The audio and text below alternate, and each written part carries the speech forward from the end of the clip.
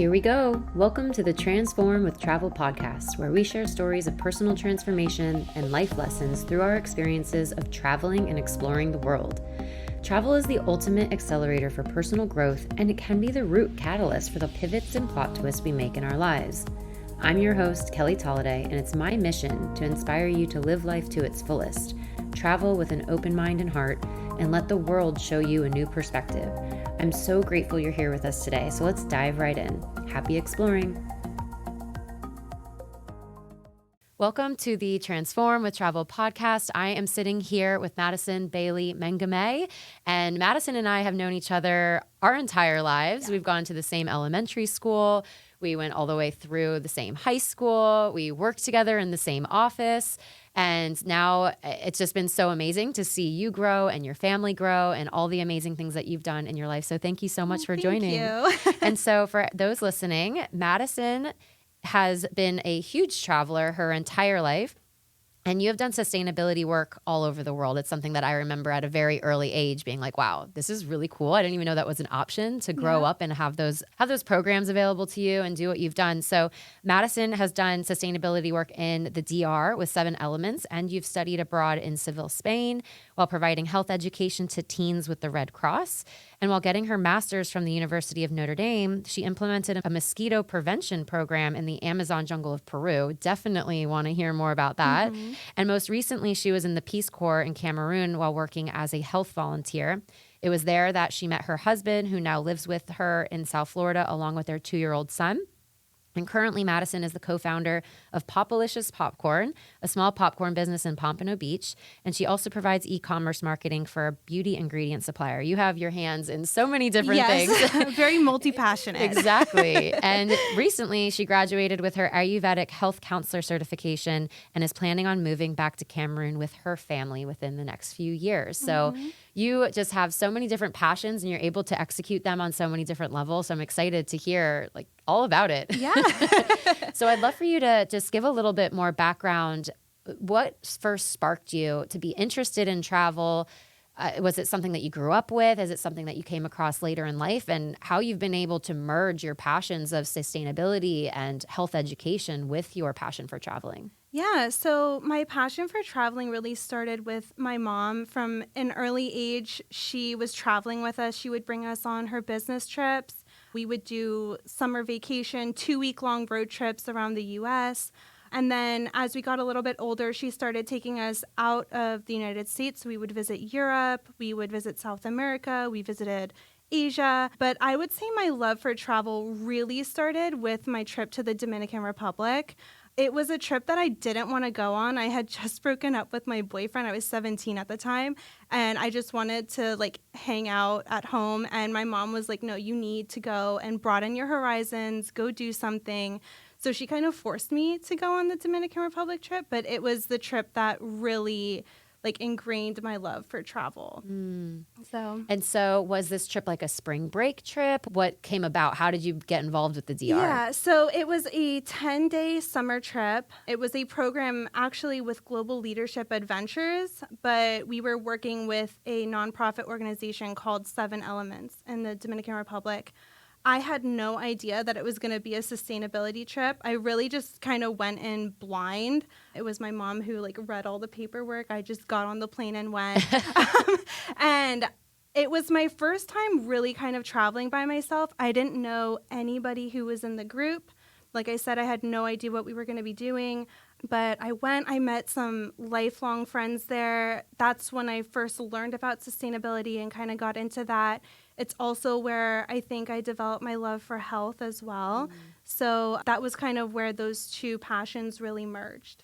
And what about sharing resources and health resources and working in that sustainability work? What about that sparked so much passion and fire within you? Yeah, so I think it was the community aspect of it. I love working with people one-on-one, getting to talk to them. And I've always kind of had this passion for health as well.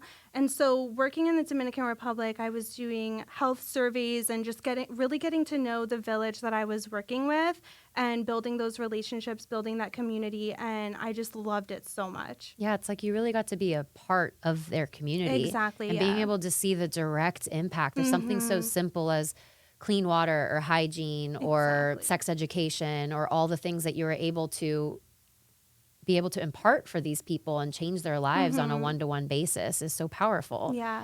And so then that kind of led you on a path of following different programs or looking for different ways to be able to give back in that perspective. So you studied abroad in Spain, right? Yeah. Can you talk a little bit about that? Yeah, definitely. So I actually, before that, I went back to the Dominican Republic with my program advisor with college. Okay. And I was working with doctors there, working with little kids, doing health education there as well. And so I really kind of fell in love with the DR, and I wanted to study abroad there again, but they didn't have another program for me. So I decided to stick with Spanish speaking because I was fluent in Spanish.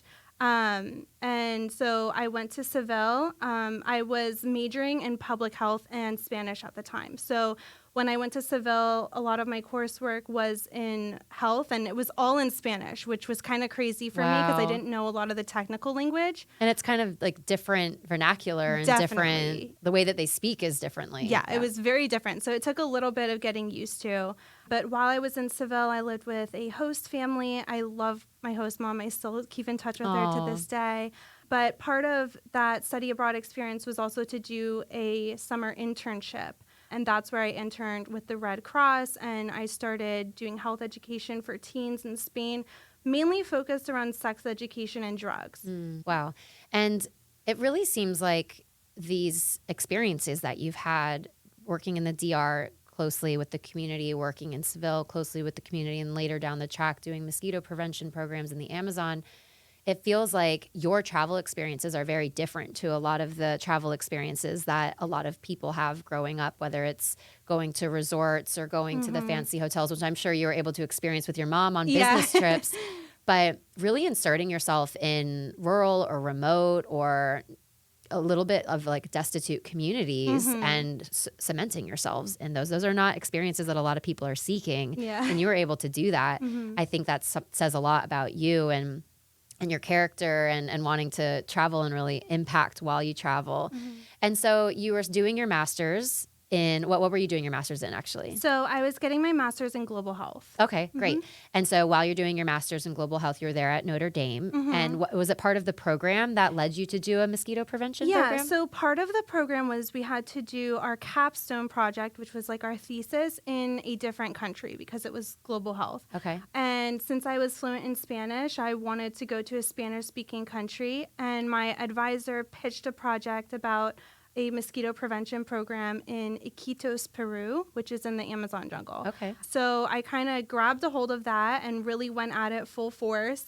I kind of discovered a love for entomology and bugs, which was kind of weird, not something that I expected. That's so funny. I know, like, people think it's so weird that I can look at a mosquito now and tell you exactly what kind of mosquito it is. Wow. Well, that's handy, especially in Florida. But yeah, so I went with that project. A lot of it was actually based in the United States doing research on mosquitoes in the lab at Notre Dame. Then I went and did 3 months in the jungle, kind of implementing this mosquito repellent technology and working with the communities there. My project was a bit more social based. Okay. So while I was helping develop the technology, I was also on the ground doing surveys with people, seeing how they liked it, seeing what we could improve. So that was really interesting as well. Yeah, you get that one-on-one aspect again as you get to be able to implement the research and the education and then going back into the community. What was that like spending 3 months on just like a day-to-day basis, like your daily life, 3 months in the Amazon? I loved it, honestly. I was working with the Naval Medical Unit in Peru, and so I was working a lot with nurses, doctors, researchers. One of the women who worked there was also a Peace Corps volunteer, so I kind of got to talk to her about her experience.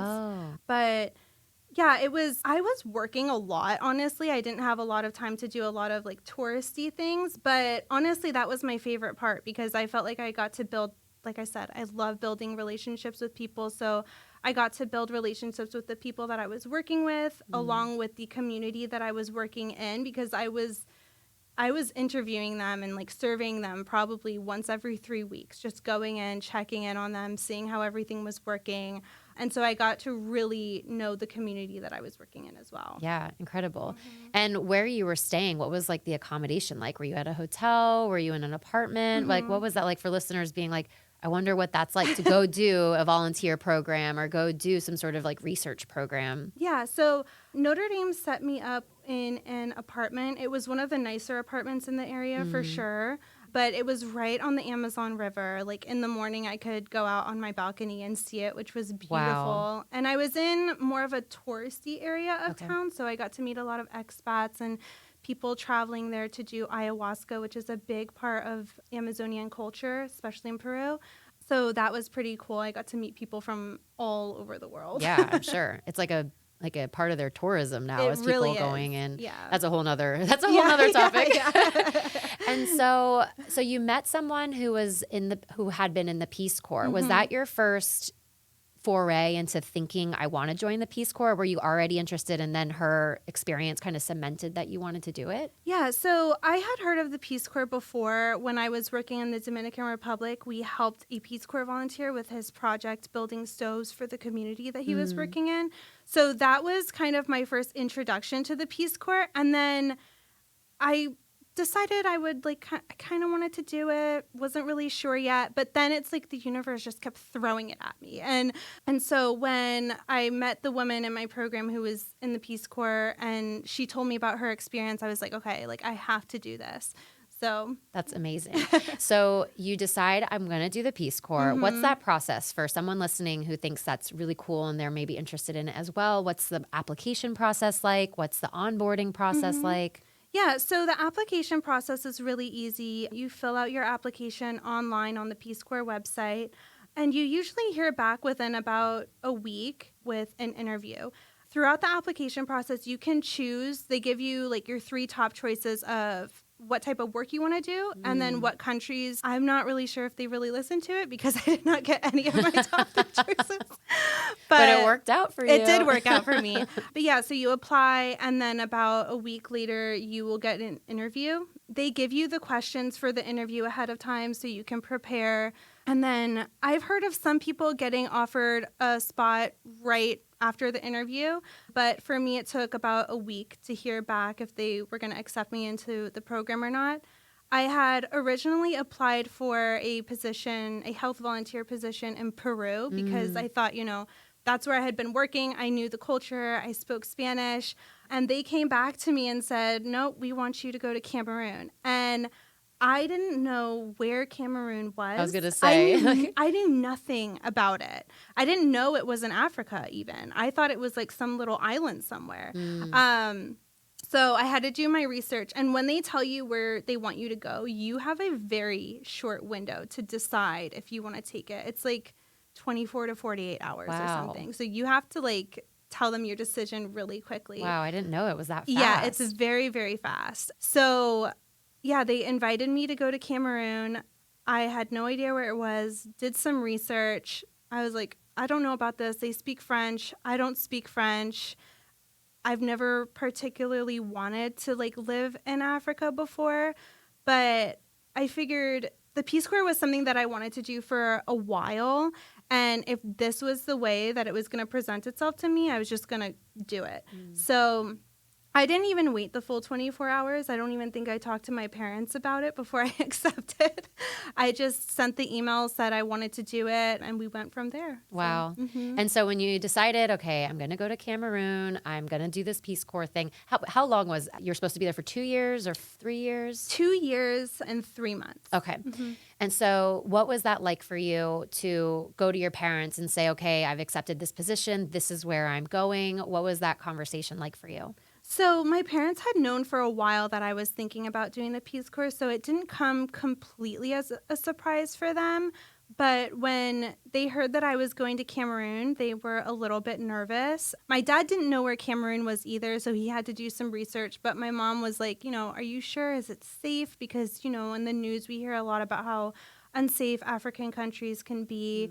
So my mom was a little bit more cautious, whereas my dad did some research and I mean, you know my dad. He's always super happy. And so he was like, go for it. Go chase your dreams. So but your mom has seen so much of the world, right? So she is so aware of the things that can go wrong and, you know, the areas of the world that to be cautious of. So it makes sense. Right. Yeah. And my mom had traveled to Africa before. She worked in Uganda for a little bit. And so she kind of knew a little bit more about African culture than I did. So I think that's also a little bit why she was cautious. But ultimately, she was like, you know what, it's your life. If this is what you want to do, then you do it. Just be careful. And so you land in Cameroon, you pack up all your stuff, you land in Cameroon. I know you do like a couple days, like, or maybe it's a couple weeks, you can tell me, but the orientation, right? You're doing a little bit of orientation and then you go to the village that you're working with. Can you tell a little bit about that process? Yeah. So actually, you go to Washington, D.C. or Philadelphia first, and that's where you meet like your cohort, the people that you're going to be traveling with and who kind of become like your buddies while you're in the country that you're serving in. And you do a brief 2 to 3 day orientation there where they just kind of tell you about the culture, what to expect. And then you all get on a plane together and you go to your country. For me, like I said, it was Cameroon. So we got to Cameroon. They put us in a hotel in the capital city. And we stayed in the capital city again for another 3 days where we had another orientation, kind of getting used to the time difference and getting over jet lag, which was pretty nice. We also had to get like a lot of our legal documents, like our residence cards and things like that. And then after those 3 days, they take you to go live with your host family, who you're going to be living with for 3 months while you're being trained. And like I said, when I went to Cameroon, I didn't know any Spanish, or French, sorry. So moving in with my host family was an experience because they were trying to talk to me. I didn't understand them. I was trying to talk to them. They couldn't understand me.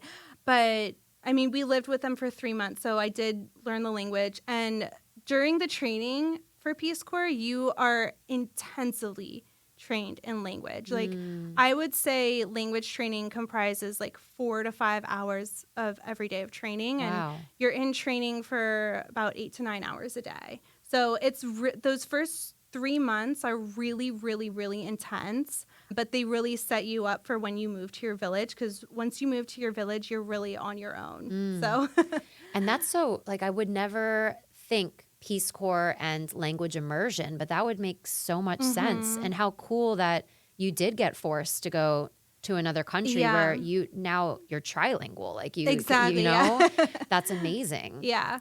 So the language learning was a really big part of the training, and it set me up for success.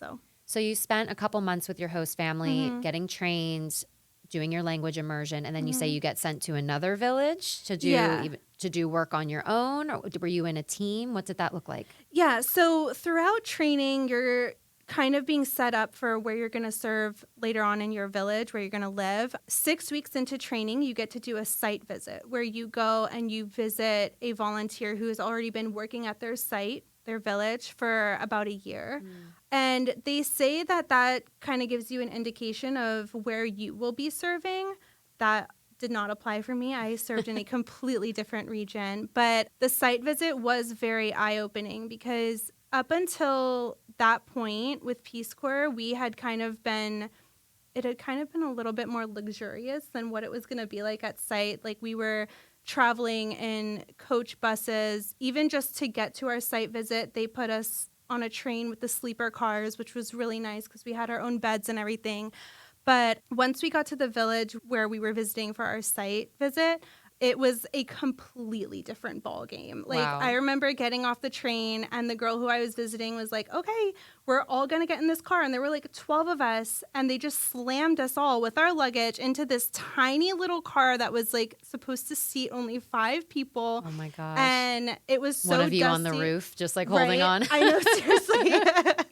But yeah, so they had the windows rolled up on the car because it was so dusty. They didn't want the dust coming in. So I was like dripping sweat on this hour-long car ride on this dirt road. I'm like claustrophobic just hearing this. Yeah. And then we got to site. We got to see where she lived. She lived in this really, really tiny little house. We got to meet the people that she lived in the community with. We got to go with her on some of the projects that she was working on, which was really eye-opening and really interesting. And then we went back to our host families. And around the 10-week mark is when you find out where you're going to be actually serving, like, your site. And it was kind of fun. We did it like the Harry Potter sorting. Like, we made this little sorting hat that so everybody fun. got to wear.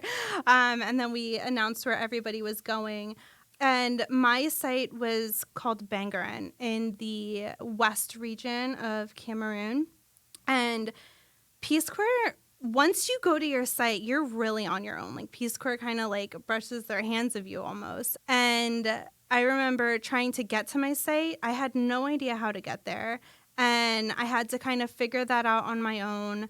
Luckily, I didn't have a very far way to go, but And you were by yourself. Like, you don't have another team member with you? No, some volunteers did have, we call them site mates, people who served in the same site as them, but I did not. I later asked my program manager about, like, why, and she was like, well, we just saw you were so resilient. You could figure it out on your own. I was like, I don't know if that's a compliment. Thanks, but Thank also you. I want a friend. Right? Yeah. That's so crazy. So you get to your site, you realize like your reality of your situation. And so what kind of projects were you working on? Yeah, so I was assigned to be a health volunteer. And when you get to your site, you have a counterpart. And this person is supposed to kind of help you get integrated in the community, but also integrated into your work. So this is like a local, like a Cameroonian. Okay. Exactly, yeah. Okay. So my counterpart worked heavily in vaccination programs at the hospital. So a lot of my work in Bangaran focused on vaccination, but since I also had a background with mosquito-borne diseases, I expressed that interest, and so I was able to develop some projects around there. My counterpart and I implemented a health club at 3 different high schools, which was really, really fun. We would do weekly meetings and just go over different health topics.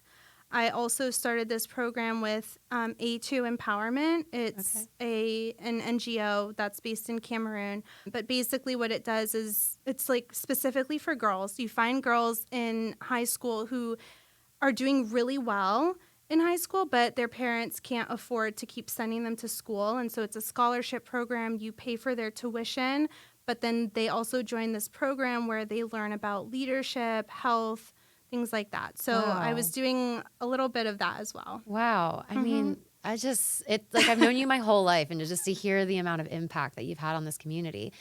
And so did it take a little bit of time to feel like, okay, I'm respected in this community, or I'm valued, or I just feel like I quasi belong? Like, I know you never feel like you fully belong when you're an expat, especially coming from such different cultures.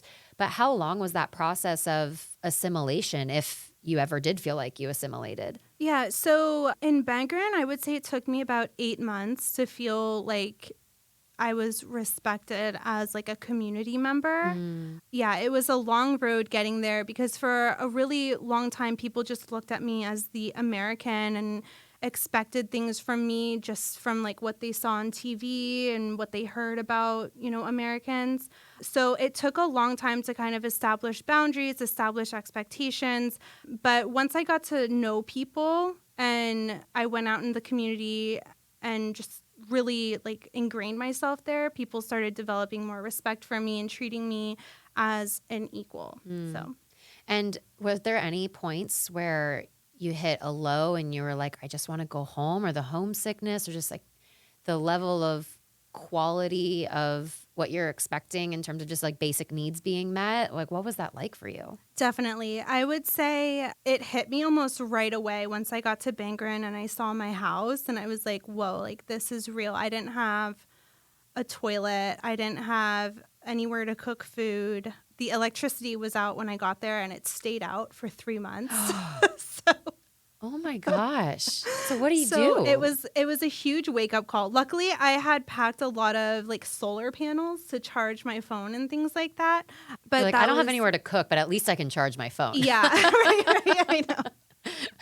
Yeah, luckily my counterpart, he had an extra stove and gas tank at his house. And so I just paid him for it. I was like, please Wow. give it to me. Wow. But yeah, that first month that I was at my site, I was very homesick. It was also December. And so I knew it was like holiday season back home and I wasn't going to be home for Christmas. And I had really bad service in my village. So I couldn't even really talk to my family that much.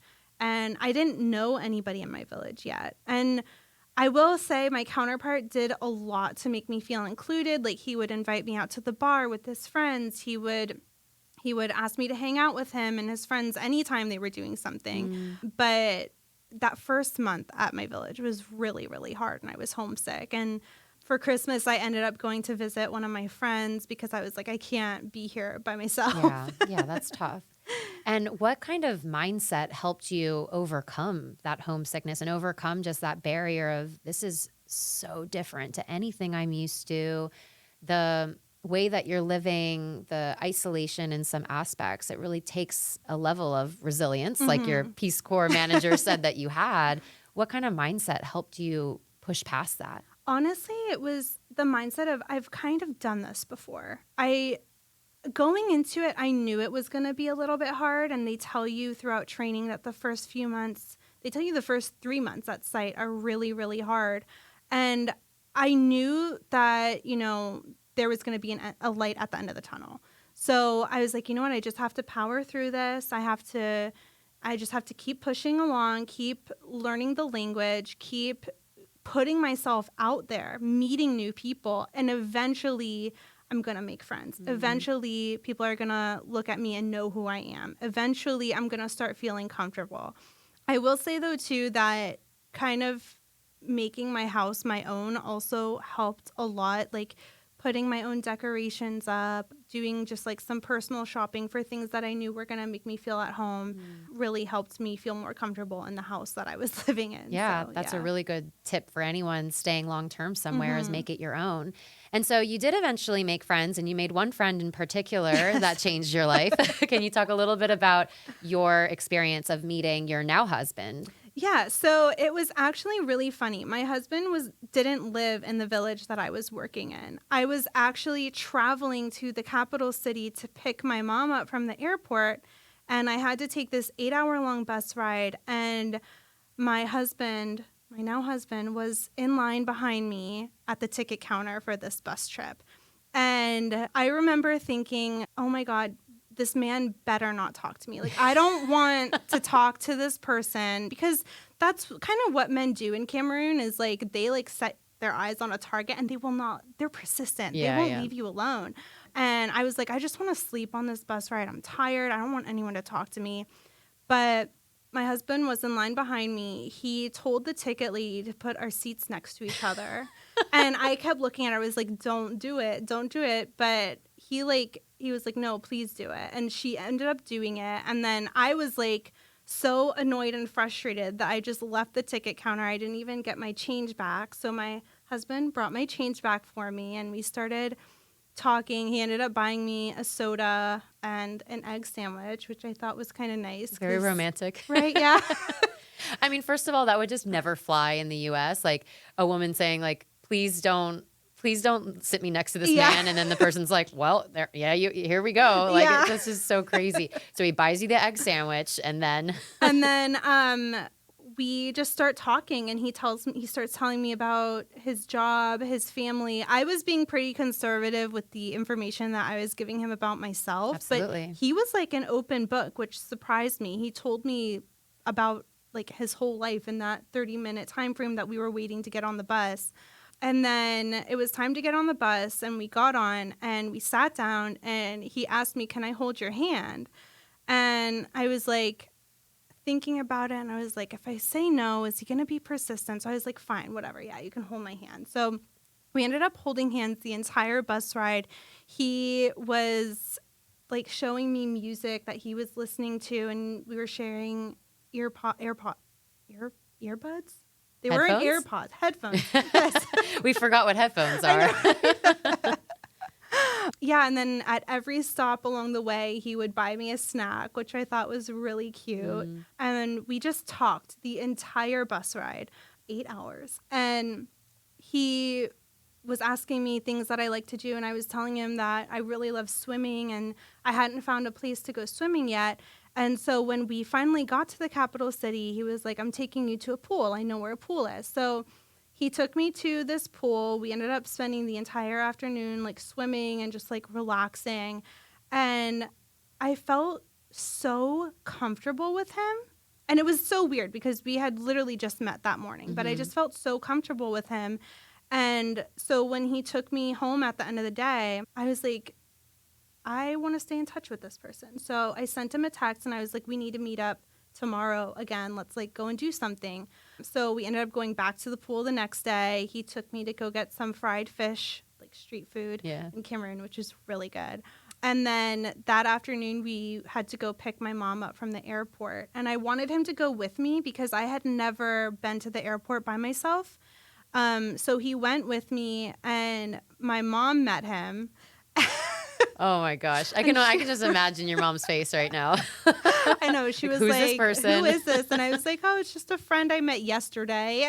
And she was like, okay, guess we'll get in a car with him. Right. So he took us back to the hotel that we were staying at. And my mom told me that night, this is the man that you're going to marry, which was pretty amazing that she like had that foresight. Because, I mean, at that point, we were just friends that we had just met, literally. Yeah, and so while my mom was in Cameroon, he kind of showed us around everywhere. So my mom got to know him as well, and she, like, loved him. Wow. And I remember hearing her talk to my sister-in-law about him, and she was like, I hope that, like, we can find a way to get him to the United States and all this stuff. And I thought that was crazy because I had only known him for such a short time. But yeah, now he lives here and we're married. Yeah. Wow. You know what? I've known you for so long, and I've known your husband for so long, and I've never heard that full story before. Yeah. So it's so amazing just how the universe just puts, it's like that was supposed to happen. You're supposed to be together. And sometimes I find, because Sam and I have similar-ish stories, sometimes when you go through challenging times together, it's important to remember how many stars had to align that you met in the first place, that you're like, no, we have to move through this because we're supposed to be together. I think that's really powerful. So you're in Cameroon and the pandemic hits. What happens? You were supposed to still be in Cameroon for a little while longer, right? Yeah, so I was still supposed to be in Cameroon, but they ended up evacuating us, and that was kind of a jarring experience, I would say. Yes. We had to leave immediately. They gave us 24 hours notice. They were like, pack up your things and get out.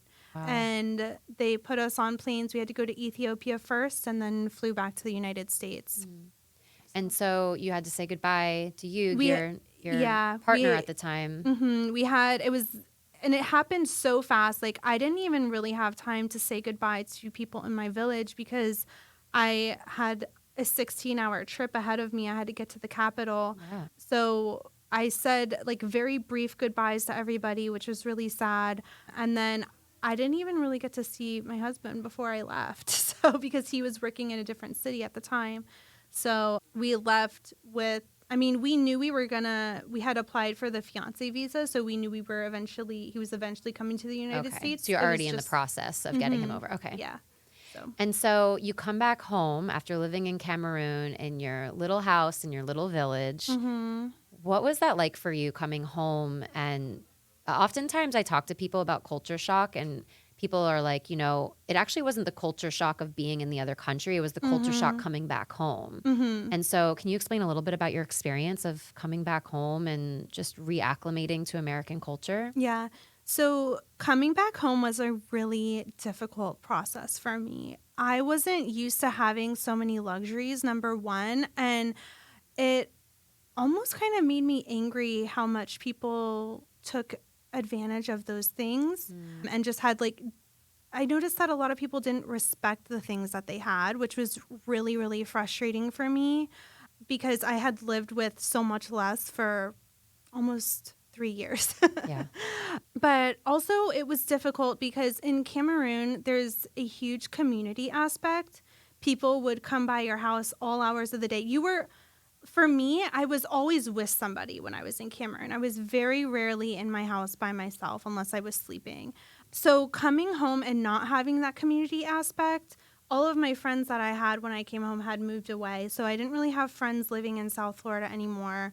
But even just like American culture, you don't really pop into someone's house without letting them know first or them inviting you. And so getting used to that was a little bit difficult as well. Making new friends was hard when I came back because, there's just not as many places where you can meet people and people aren't as open as they were in Cameroon. So that was also pretty hard as well. Yeah. Mm-hmm. I can imagine I remember I've told the story on the podcast before, but when I had it was only 5 weeks, so it's not nearly as long as you, but I had to go back home early from our time in India and go home really quickly because my grandma had passed away. And I literally went from being in Bangladesh, walking around the street markets there and just seeing the complete poverty, to then almost 24 hours later being at the yacht club, having dinner in my hometown with the white tablecloths and just being like, how can these two worlds exist right now? This is just my mind. I didn't feel like I was actually there. And it was just so mind-blowing to me, like you said, the level of privilege versus poverty and how the two can exist at the same time. And so I definitely think that's something that shaped me as a person, is being able to take those experiences. How do you think your experience of living in Cameroon and then also reacclimating and raising a family here in the US, how do you think that shaped you as a person? I'm definitely a lot less materialistic, which is kind of funny because my husband, who is Cameroonian, is very materialistic, as I'm sure you shoes. know. Loves his shoes, loves his Gucci and Versace. I am not that way. And I think living in Cameroon for such a long period of time kind of shaped that. And raising my son, I've been trying to teach him not to be materialistic, not to be too attached to like toys and things like that.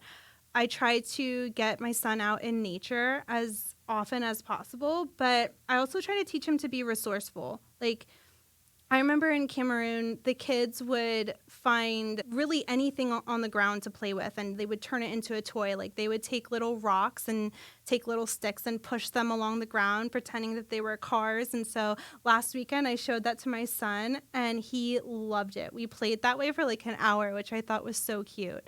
So I just try to, not take for granted the things that we have, but I also want to teach my son that, you don't need as much as the world seems to throw in your face. You can live with a lot less and still be very, very happy. Yeah, and oftentimes living with less actually does, I think, like scientifically proven through different bouts of research, that living with less actually does make you happy to a certain extent. There's like a threshold of income to make, and then anything above that actually diminishes happiness over time. So I agree with that. I remember one time we were at the beach in Greece, and I was watching this family of like 3 or 4 kids walk to the beach with just like a backpack. And I was like, where's the wagon of toys? Right? Where's the cooler of snacks? These kids just ran around with like a beach ball and some rocks and like had the best time.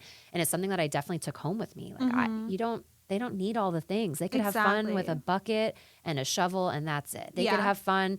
Like my daughter has fun just picking up big leaves on the ground and like pretending they're swords. Like there's imaginative play. That's really cool. And so you mentioned your son. You have a 2-year-old. He's so cute. Thank you. How do you think, how important is it for him to understand or know or appreciate his Cameroonian culture, and how do you weave that into your daily life with him? It is extremely important to us that he maintains contact with his Cameroonian culture and stays in touch with that. So, luckily my husband he's very ingrained in his culture, and so he's been teaching my son the local language, like his local tribal language. But my husband has also traveled back and forth to Cameroon a few times, and every time he comes back with something new to teach my son about. So that's been pretty cool. We also FaceTime my husband's family quite often, so he gets that language immersion as well through that, and gets to see what the community is like over there as well. So it's definitely important. I think once we move back to Cameroon, he's really gonna see like how all of these things come into play. But it's been a fun experience kind of introducing him to this other culture that he hasn't really seen so much of yet. Yeah. But And soccer. Is he going to be a Yes. soccer star? I hope so. He loves soccer. I could see him being so good at He that. loves it. Every Yeah. Sunday we go to the park and we play soccer, and he just loves it. Oh, So- that's amazing. And so the very last thing I'd love to touch on is on top of all of these passions of yours, traveling and culture, language, sustainable work, health education, you also run a popcorn business. Yes. And so can you explain a little bit about what the business is, how it came about, and what that's been like for you to now run a small business in America? Yeah, sure. So when my mom was visiting me in Cameroon, she started talking about opening a popcorn business. And I didn't really think very much of it. I was like, oh, this is just another one of my mom's crazy ideas. But when I got back from Cameroon, she had started this like full-fledged popcorn business, and it was going to be on Good Morning America. And I remember getting off the plane from Cameroon, and my mom was like, I need you to help me tomorrow. And so I kind of jumped in, helped her get through her Good Morning America venture. And then I realized that I loved it so much and that I wanted to help her build this business. So I joined her on this journey, and we've been on Good Morning America a second time. We've been on Fox and Friends. We've been on QVC. And in March, we opened our first retail store, which was really, really exciting. My mom and I got to design it from the inside out and pick our offerings that we were going to offer. And it's been really, really fun. Yeah. And so for those who don't know your mom, Maria Bailey, she's one of the top marketers in the country, if not in the world. And if she says she's going to start a business, you better believe it's going to be on Good Morning America and be a national sensation. So the name of the business is Popalicious, correct? Yes. And so you also do e-commerce, so people can go online and also order popcorn cakes and different types of offerings online as well. Exactly. Yeah. Okay, And we amazing. ship all over the U.S. Amazing. So I always end these episodes with rapid fire questions about travel. So number one is, if you could only go back to one country or place in the world, where would it be and why? The Dominican Republic. I developed such an attachment to the community that I was working with there, and I want to go back and see them again and see where they all are in their lives now. So Where in the DR were you? I was based in this little town called Cabarete. Okay. It's a little surf town, but the village that I was doing most of my work in was called Caño Dulce. Okay. Is that near, like if I'm looking at the island, is it on the east side, the west side? Oh gosh, it's on the north side. Oh, okay. Yeah. Cool. And so number two is, what's next on your bucket list? Oh my gosh, I just turned 30, so I just made my 40 under 40 bucket list. Oh, great idea. I need to do that. Yeah. And actually, what's on my bucket list is to go on one of your retreats. Oh, I would love that. You are welcome anytime. Thank you. And so number three is, what's your biggest life lesson that you've learned while traveling? Oh, biggest life lesson is definitely to just go with the flow. Just whatever travel is handing you, just go with it, because it's ultimately going to serve you. And it might be a little bit stressful in the moment, but it's going to help you grow. You're going to overcome it, and it's going to make your travel experience so much better. Yeah, absolutely. I like you saying yes to Cameroon. Yeah. And you didn't even really know where it was. And Yep. then you met your husband, and your whole life has changed. You never Yeah. know what's waiting for you. Yeah. And then the very last question is, if you could give one piece of advice to an aspiring explorer, someone who wants to get out in the world and see the world, what would you say to them? I would say pick somewhere on the map, and even if it's out of your comfort zone, just go. Just go and see what it has to offer you. That would be my advice. Just do it like Mary-Kate and Ashley style and throw a Exactly. dart at the map. And Yeah. Just pick some, like, spin your little globe Yeah. around and like blindly pick a spot and just go. Just Yeah. go and see what it has to offer you. I love that. So how can people connect with you online or through your business? What's the best way for people to say, I want to connect with Madison? What's the best way for that? So you can connect with me on Instagram. My Instagram handle is Madison Mengueme. If you're looking to connect to me through Popalicious, Instagram again, it's at Popalicious Popcorn. Yeah, those are the two best ways to connect with me. Amazing. Thank you so much. Thank you so much. I'm so happy I got to be here. Yay. Thanks for tuning in to another episode of the Transform with Travel podcast. Don't forget to hit subscribe so you never miss an episode of inspiration, adventure, and exploration. If you felt inspired by this episode, please rate and review in whatever streaming app you're listening from. This allows us to spread the word even more and continue to serve up weekly doses of adventure. As always, we'd love if you could share the episode with someone in your life who you think will benefit from this conversation. Thanks so much for listening. This is your reminder to get out there and keep on exploring.